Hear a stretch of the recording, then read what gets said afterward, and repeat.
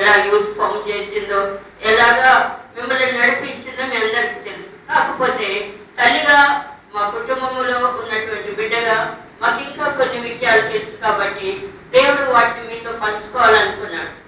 నేను కాదు, నా ఇంటి వారు కాదు.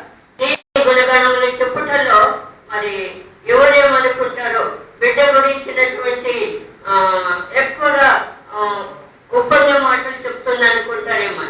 అయితే ప్రభు నాకు ఏమన్నాడంటే, నేటి దినములలో అలాగన యవనస్తులైన బిడ్డలందరూ వినటము అది నాకు చాలా సంతోషం.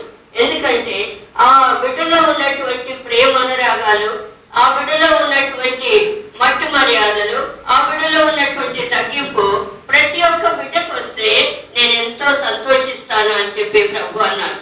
అప్పుడు దాని కొరకు నేను సరే ప్రభు మీ చిత్తం అనుకున్నాను. ఎందుకంటే ఆమె చనిపోయి ఇప్పటికీ 18 సంవత్సరాలు అయిపోయింది. అప్పుడప్పుడు అంటుండే పెట్టించాలా, యూత్ మీటింగ్ పెట్టించాలా అన్నప్పుడు సరే మా అందరిలో చూడాలనుకుంది అక్క. అంటే ప్రతివారు విజయం సాధించాలని, ప్రతివారు ఆనందంగా ఉండాలి, దేవుళ్ళు ఆనందంగా ఉండాలి.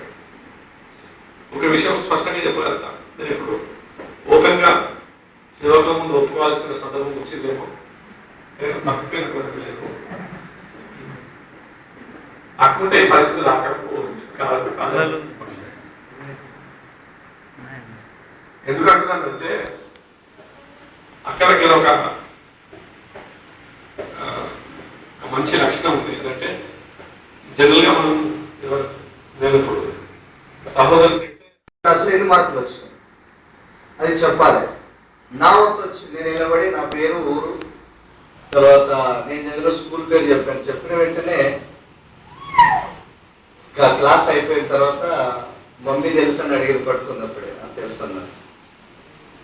ఈ తర్వాత అన్ని సంఘటనలు జరిగిన తర్వాత చెప్పిన విషయం ఏమిటంటే, పాపక్క ఏ రోజైతే ఆ పరిచయం చేసుకున్నామో కాలేజీలో, ఆ రోజు దేవుడు చెప్పాడంట తనకు, ఈ వ్యక్తి గురించి నువ్వు ప్రార్థన చేయి, ఫర్ ద సాల్వేషన్, రక్షణ గురించి మొదట ఈ అబ్బాయి గురించి ప్రార్థన చేయమని చెప్పాడని దేవుడు. తర్వాత రక్షణలోకి వచ్చిన తర్వాత ఆమె షేర్ చేసుకున్న విషయం.